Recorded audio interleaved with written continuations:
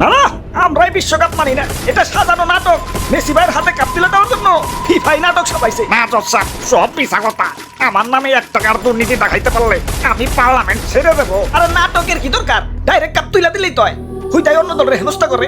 আরে নেইমার, তোরা বাদ পড়ছস পড়ছস, বাড়ি যায় গা ঢাকা দে। তোরা আমগো পিছে লাগছস কেন? বাদ পড়ছি তো বৈষম্যের কারণে। তোমাকে দলের খেলা পরে দুব্বল দুব্বল পার্টির সাথে, আর আমাকে খেলা পরে শক্তিশালী দলের সাথে। বৈষম্য বিরোধী আন্দোলন করি নাই, এটাই তো ভাগ্য। এই টাকলাই দুর্নীতি শুরু করছে। আমারে টাকলা করি কেন? এই অর্ডার এত চিল্লি খেলা, এটা কি জসকোট না হাট বাজারের চার দোকান? একবারে গণহারে কিন্তু জেলে ঢুকানো সব তৈরি। জেলে ঢুকাইলে তো সবাই টাকলারে ঢুকান। অবজেকশন মাই রড, আমার মক্কেল সম্পূর্ণ নির্দোষ। 2 টাকলাই একখানে হয়েছে। অর্ডার আমরা কাউকে পার্সোনাল অ্যাটাক না করি। মেসি ভাই এবং এই টাকলা মানে এই ভদ্রলোকের নামে যে অভিযোগ উঠেছে, এরা নাকি ঘুষ আদান প্রদান করেছে। মেসি ভাই নাকি ফিফাকে কিনে নিয়েছে। এনাদের পক্ষের উকিল হলো দাদু এবং বিপক্ষের উকিল হলো তুতু ভাই।